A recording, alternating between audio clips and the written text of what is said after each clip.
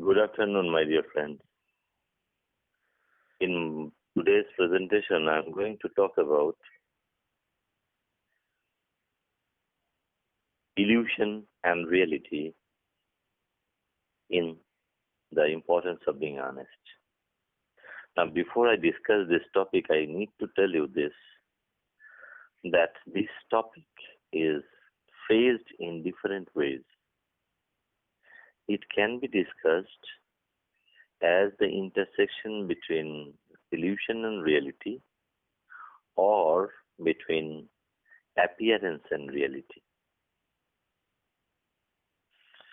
See, the importance of being honest is considered to be a farce, a farcical comedy. And that Wilde wrote this play in a very playful and yet at the same time very, very biting way comes to the fore when we discuss not only the apparent simplicity of the situation and the apparent meaninglessness or flippancy of wild dialogue and social observations. But then, if we read between the lines, we also come to understand that in a way, Wilde was asking serious questions. In a way, Wilde was raising serious issues about society, about religion, about the relationship between the sexes, about identity, and about the smug complacency of the Victorian England. Now, in order to understand the interplay between appearance and reality, one needs to understand that the dichotomy between appearance and reality is always a product of a deep-rooted tension and difference between the two. If what appears is real or becomes real as a matter of course, then obviously the tension between appearance and reality will never come to the fore. Now, why do we actually see some kind of a tension between appearance and reality? Why do we have to listen to the old adage that all that glitters is not gold? The answer, my friend, is in any one of the three causes. One is ignorance. The second is deception. And the third is misunderstanding. See, if you say all that glitters is not gold, then a glittering substance with a gold-like appearance, even if it is not gold, is something else at least. So it has got its own reality, even though it appears as gold because we mistake it to be gold, which is not true. You think about another very common fallacy, the serpent and the rope fallacy. The serpent is the serpent and the rope is the rope. The two are different, but one is often mistaken for the other because of a similarity in appearance. especially when this appearance becomes misleading. Now, this appearance becomes misleading for one of three reasons, as I was telling you. One is obviously deception. If somebody wants you to think of something as something else, this is deception, and it leads to the difference between appearance and reality. Secondly, there is misunderstanding. Even if there is no intention on the part of anyone, one may mistake one thing for another. The third one is ignorance. We often don't know what is what, and that is why, without any clear-cut intention to deceive,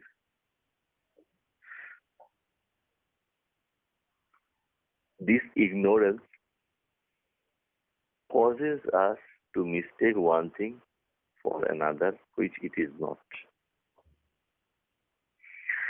Now, coming back to the importance of being honest, we can safely say that here the tension between appearance and reality, or illusion and reality, often gives the necessary impetus to the plot. Let us talk about this problem in a systematic manner. Let us think about the cigarette case episode, which proverbially acts as an overture to the rest of the play. You see, apparently, this is a cigarette case, a gift from little Cecily to her dear Uncle Jack. So, the word little, as used by the giver of the present, indicates some kind of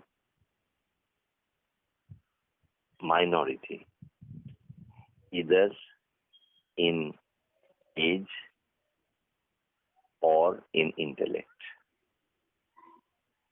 Because in any other case, one is not supposed to qualify his or her name by the,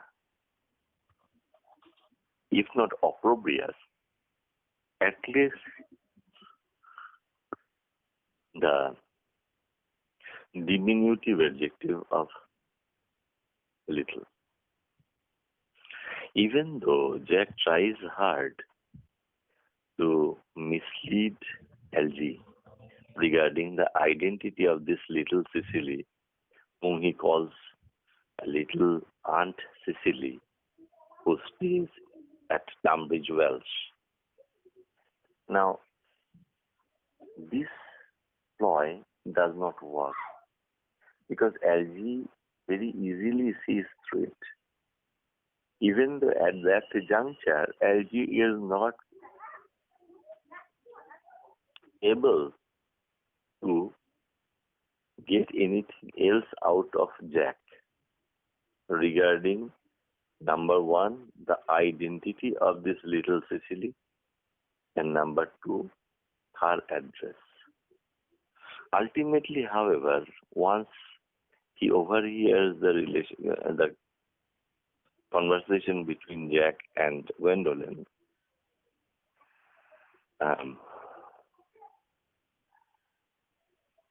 LG is able to at least get the address of Jack's country residence. Later on, it is in this country residence that Algae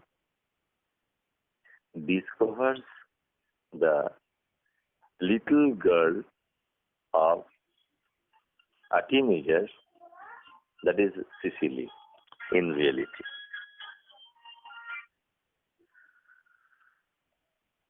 Okay.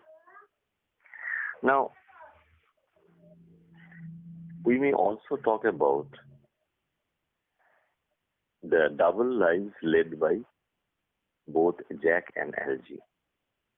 Algae goes to the countryside apparently on the pretense of looking after a sick friend, Bunbury, Mr. Bunbury. So, as far as appearance goes, he is a beautiful friend, but in reality, he goes to the country for pleasure and to get out of the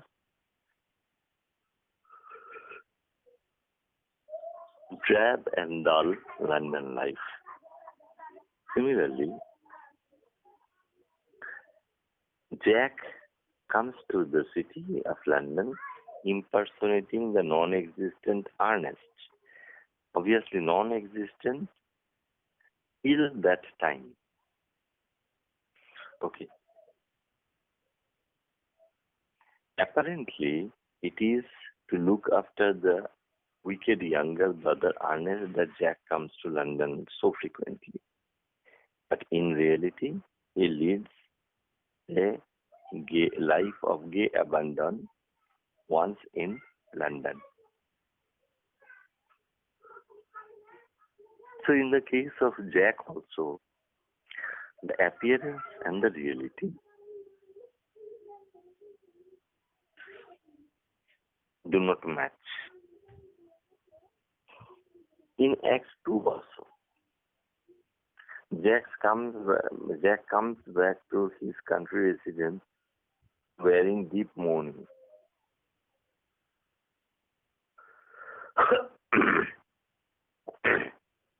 But ultimately, he is forced to confront his own friend Algae, masquerading as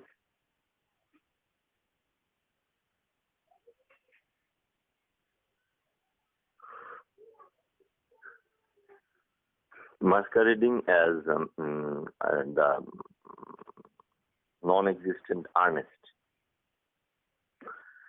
Ultimately, this reality also gets revealed once Gwendolyn visits Sicily and discovers Algae, her cousin, impersonating Ernest, which he is not, and also Jack, her lover,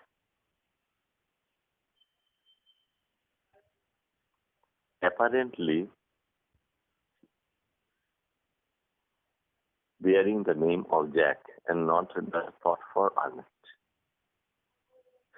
Ultimately, however, reality proves to be stranger than fiction and more dramatic in the process.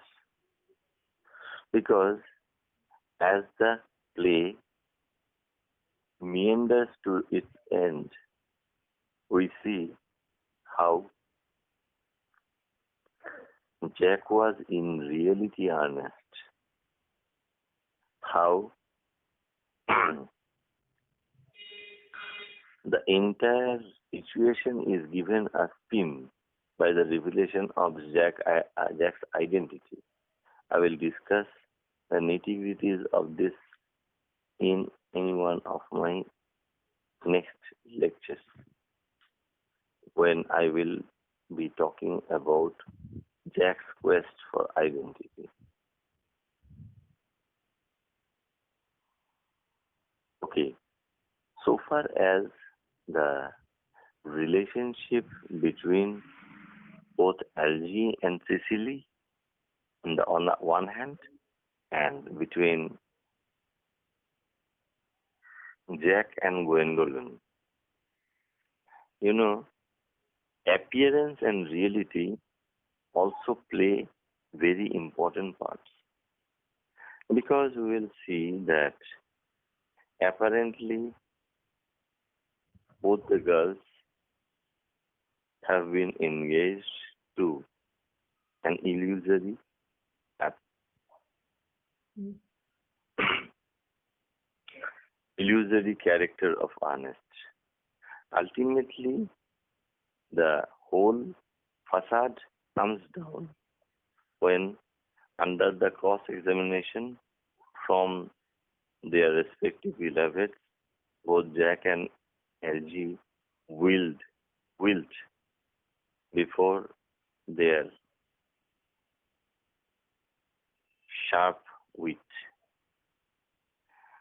So, in today's discussion, I have tried to point out how appearance and reality play a very crucial role in developing not only the plot but also in penetrating the motive of the characters. I hope it will help you in understanding this topic, and I have come to the end of our discussion for now. So, uh,